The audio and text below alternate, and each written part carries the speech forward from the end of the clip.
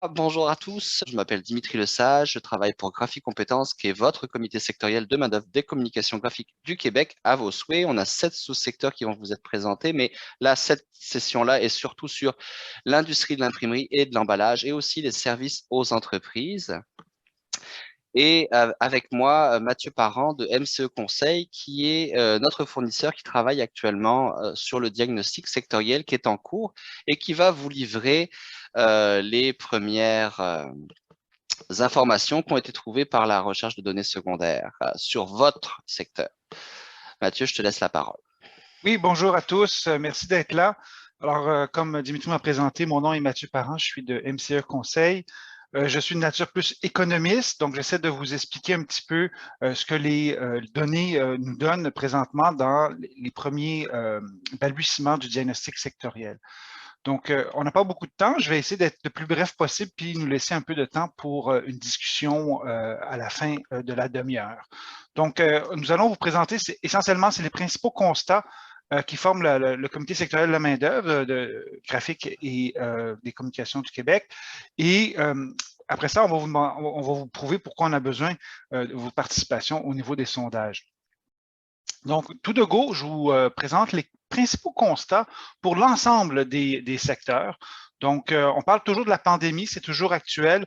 Donc, qu'est-ce qui est intéressant, c'est que durant la période 2020 à 2021, il y a eu une chute du nombre d'entreprises, donc d'employeurs. Et il y a eu une reprise pour l'ensemble de l'économie en 2021. Toutefois, l'ensemble des secteurs du comité sectoriel n'ont pas repris le même nombre d'entreprises en 2021. Donc, on va vous présenter un peu plus de détails là-dessus. Qu'est-ce qui est intéressant aussi, c'est que le nombre d'emplois et le nombre d'entreprises se rétrécissant, il semble avoir une dynamique de consolidation pour beaucoup des sous-secteurs. On va voir si ça concerne les vôtres. Cette dynamique de consolidation provoque les effets suivants. Il y a des petites entreprises qui se créent, et il y a des entreprises un peu plus importantes qui semblent se former par des alliances, des fusions, des acquisitions. Donc, il semble avoir un vide entre les entreprises de 10 à 99 employés, où est-ce qu'il y a une contraction à ce moment-là, durant la période la plus récente de 2020 à 2021. Et qu'est-ce qui est intéressant aussi, c'est au niveau de la production, la mesure pour ça, c'est le PIB, le produit intérieur brut. Donc, il y a une tendance qui est à la baisse, surtout pour les secteurs liés à la fabrication ou manufacturier. Toutefois, qu'est-ce qui est intéressant, c'est que ce n'est pas uniquement la production, c'est le nombre d'entreprises qui baisse. Il y a le nombre d'employés qui baisse et la production qui semble baisser.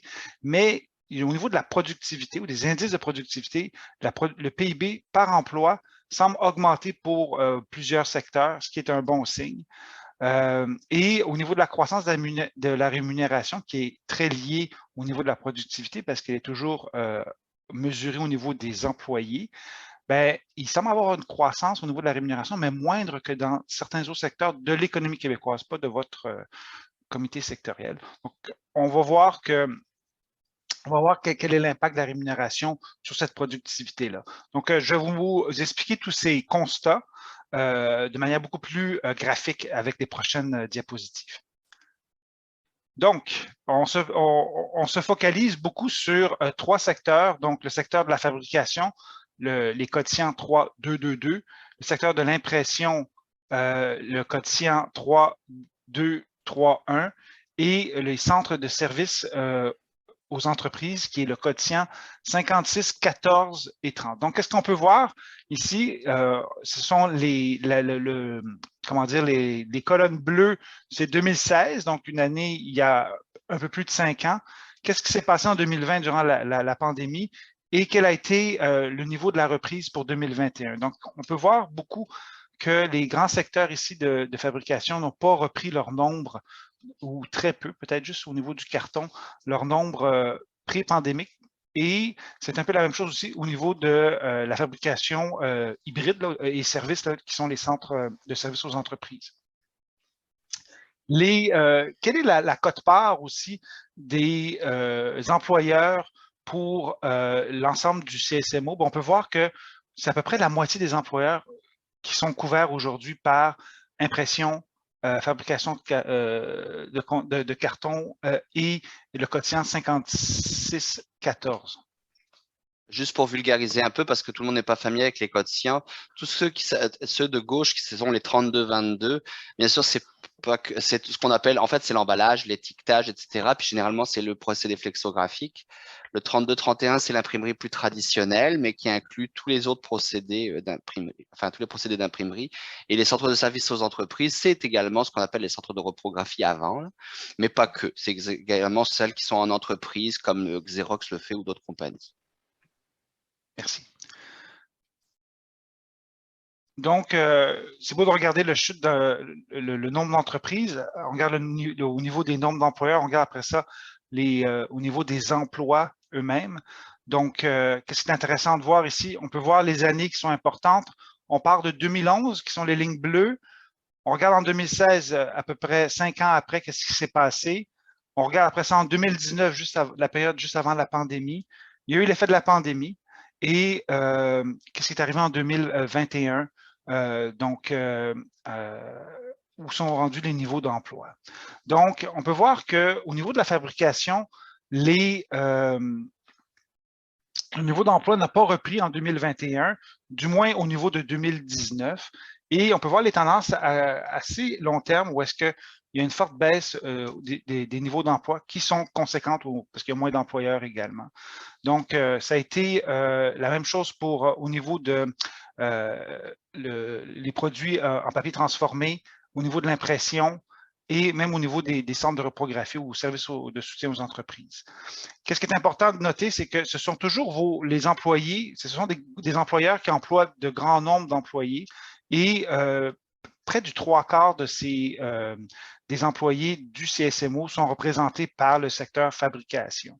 Donc, on peut le voir ici dans la proportion la distribution des emplois en 2021. Alors, quand on dit qu'il y a une baisse du nombre d'employeurs, qu'il y a une baisse du nombre d'employés, habituellement, il y a une industrie, ou du moins les sous-secteurs qu'on regarde qui sont en contraction. Qu'est-ce qui est important de voir, c'est que, oui, de 2020, qui est la première ligne grise, il y avait 2100 entreprises. En 2021, il y en a près de 2000 pour l'ensemble du secteur du CSMO.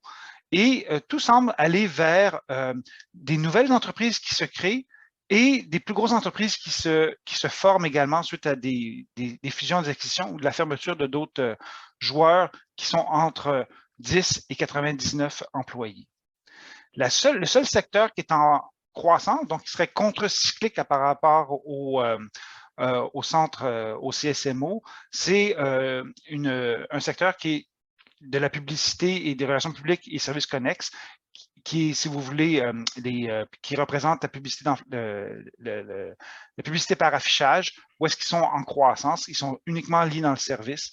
Donc, c'est le seul qui est contre-cyclique. Autrement appelé le grand format. Oui, exactement. OK, merci. Et également, il y a aussi des agences de communication dedans.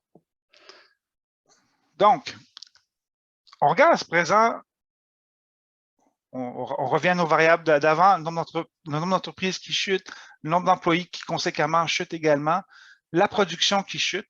Mais qu'est-ce qui est important de voir, c'est toujours la production par employé, parce que c'est ça qui est le nerf de la guerre, surtout en manufacturier. Donc, si on revient toujours dans les graphiques qui sont entourés, qu'est-ce qu'on peut voir, c'est que le PIB, donc par rapport au secteur, on peut voir que la productivité par employé a légèrement baissé pour tous les produits de papier transformé, en impression également. Et de toute façon, et également, toutefois, au niveau du service de reprographie, il y a une certaine hausse. Ça, c'est jusqu'en 2019.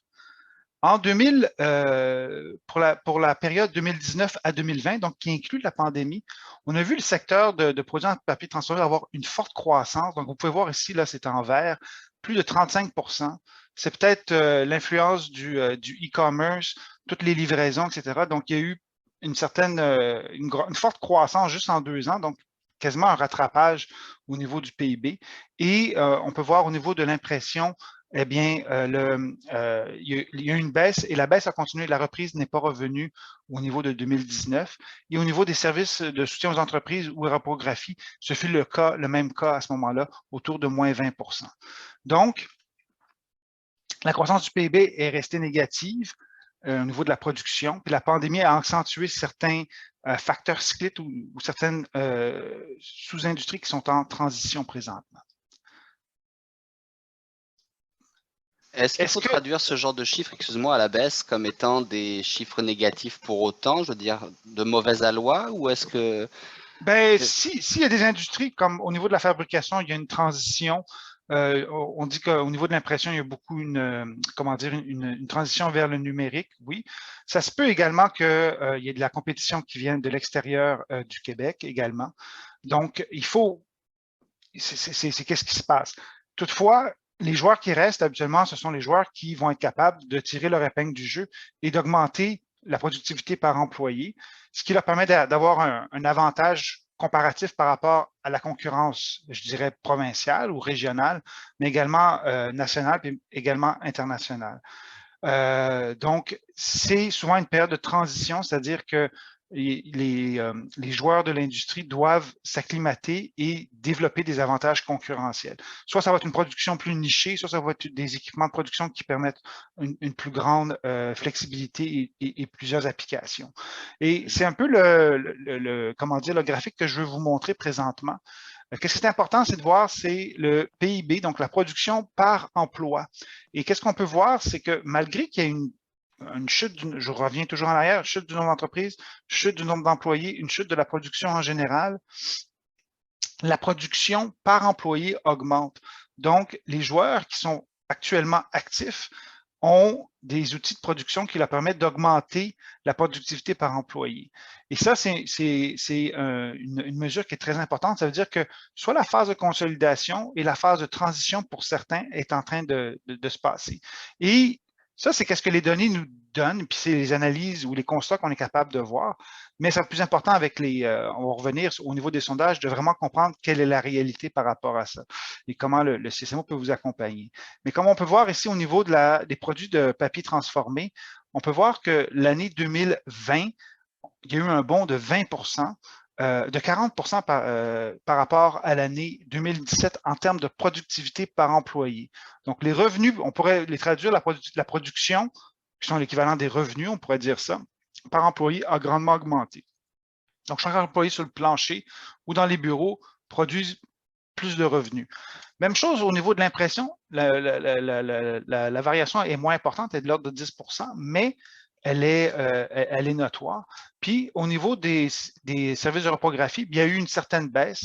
Donc, est-ce que c'est lié uniquement aux revenus, donc il y a moins de revenus par employé, ou est-ce que les équipements n'ont pas évolué? C'est à savoir. Il faut comparer également ça par rapport au CSMO. Le CMO a connu une croissance de productivité au niveau de 10 si on met tous les secteurs ensemble. Donc, il faut toujours se comparer à ça. Et la province de Québec, c'était de l'ordre de 8 Donc, on est plus productif que le reste du Québec en réalité, oui, par personne. Oui. Ben, surtout le secteur de papier transformé. Et qu'est-ce qui est intéressant à voir, est-ce que la rémunération, donc est-ce que les employés ont eu une rémunération qui a suivi leur niveau de productivité? Puis c'est là où est-ce qu'on peut voir, quand l'écart est important, ben c'est là où est-ce que ça permet de payer les frais administratifs, les remboursements au niveau du financement d'équipements et générer des profits pour les employeurs. Donc, on peut voir que la rémunération pour la même période au niveau de la fabrication de produits en papier transformé, donc la première série de colonnes, la rémunération a suivi, mais à 30 ce qui est intéressant, il y a un écart de 10.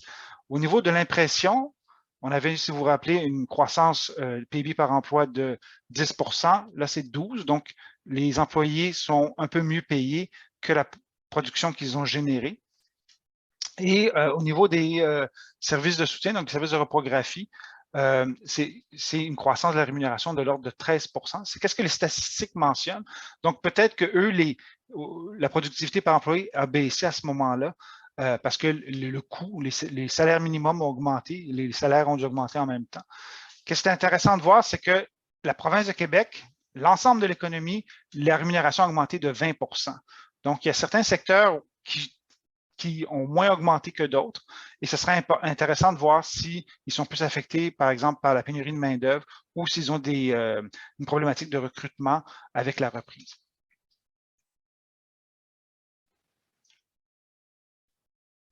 Donc, j'en venais, quels sont les écarts? Donc, c'est intéressant. On peut voir ici qu'il y a un écart négatif ici entre le PIB par emploi et la rémunération pour les produits en papier transformé. Donc, on peut voir que cette industrie-là est vraiment en transition, mais c'est en train de revenir vers le niveau zéro, c'est-à-dire que l'augmentation des salaires va avoir correspondu au niveau de l'augmentation du PIB par emploi. Donc, on va avoir un indice de productivité qui va être de plus en plus intéressant. Ou est-ce que cette industrie-là est en surcapacité présentement? Au niveau de l'impression, on peut voir que ça a baissé également, c'est-à-dire l'écart entre la productivité et la rémunération. Mais tant que ça reste dans le positif, c'est souvent une question de transition. Et au niveau des services de soutien, donc les services de reprographie, le niveau de productivité net est moins important, mais il reste toujours positif. Il faut voir aussi que la tendance pour la province de Québec est à la baisse également. Donc, de 2017 à 2020, il y a eu une perte de l'ordre d'à peu près 10 000 par employé en termes de productivité. Ça, c'est un indice. Hein, c'est PIB par employé moins la rémunération. Qu'est-ce qui me reste comme écart? Puis ça, l'écart n'est pas nécessairement uniquement du profit, c'est qu'est-ce qui permet de payer les forces de vente, permet de payer les frais d'administration, les emprunts, se rééquiper. Donc, c'est la marge, si vous voulez, un peu brute et qui est très importante pour toutes les entreprises. Mais ça, c'est des chiffres, comment dire, généraux. C'est des chiffres qui sont pris de Statistique Canada et de l'Institut statistique du Québec. Donc, ça nous donne une vision, si vous voulez, assis sur un nuage, puis on ne descend pas près du terrain. Et en ce moment, ce sont les premiers constants. On peut voir des grandes tendances. Et moi, je suis à peu près certain que ces tendances-là ne sont pas nécessairement, quand on parle de chute du nombre d'entreprises, chute conséquente du nombre d'emplois, le chute de la production en général, mais une productivité qui est à la hausse. On aimerait voir comment ça se traduit au niveau des entreprises, puis être capable d'avoir des vraies données sur le terrain. Donc, d'être capable d'articuler ces tendances de base-là. C'est pour ça qu'en ce moment, l'avantage, c'est que ça va permettre à ces entreprises-là de mieux se situer par rapport à leur concurrence. Ça va vous permettre à vous de faire le lobbying nécessaire en termes quand vous êtes dans une association ou en tant qu'entreprise qui veut avoir une subvention, parce que la dernière slide parlait aussi des investissements que sont faits par certains secteurs qui ont fait baisser un peu tout ça. Donc, tous ces chiffres-là, à la fin, ça vous sert à vous. La productivité de vos employés est essentielle. Ça prend des formations pour les garder importantes, cette productivité. Donc, il faut faire les bonnes. C'est là aussi que le diagnostic intervient. Et là, on est obligé de tâter votre pouls à vous. C'est pas Statistique Canada qui va nous donner les informations.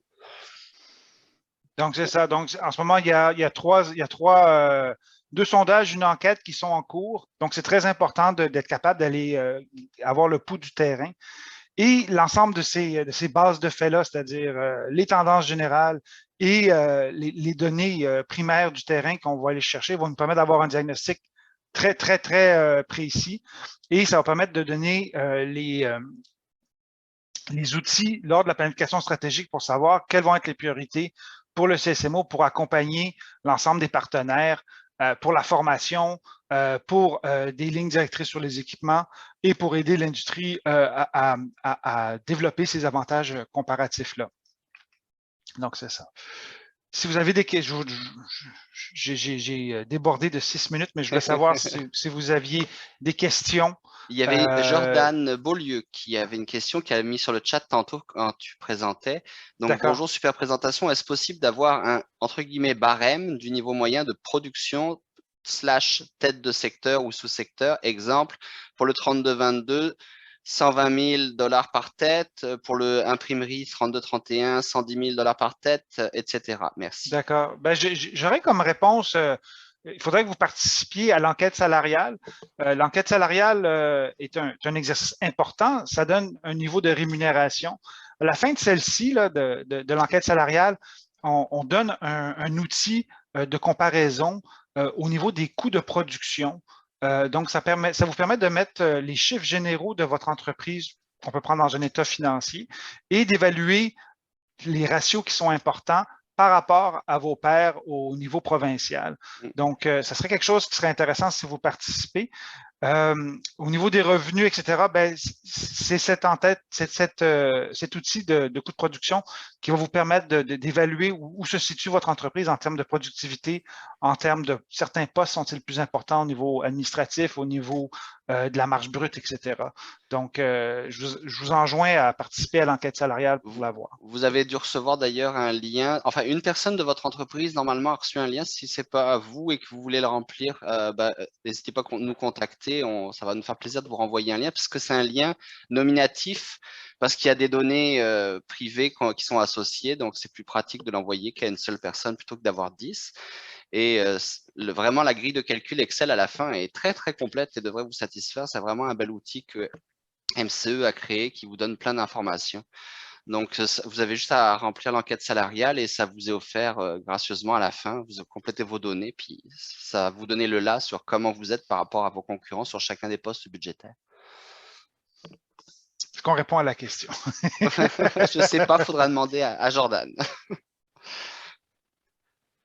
Si vous avez des questions, vous pouvez les poser ou par le chat ou ouvrir votre micro et directement la poser. Ça ne pose pas de problème. Ça va nous faire plaisir.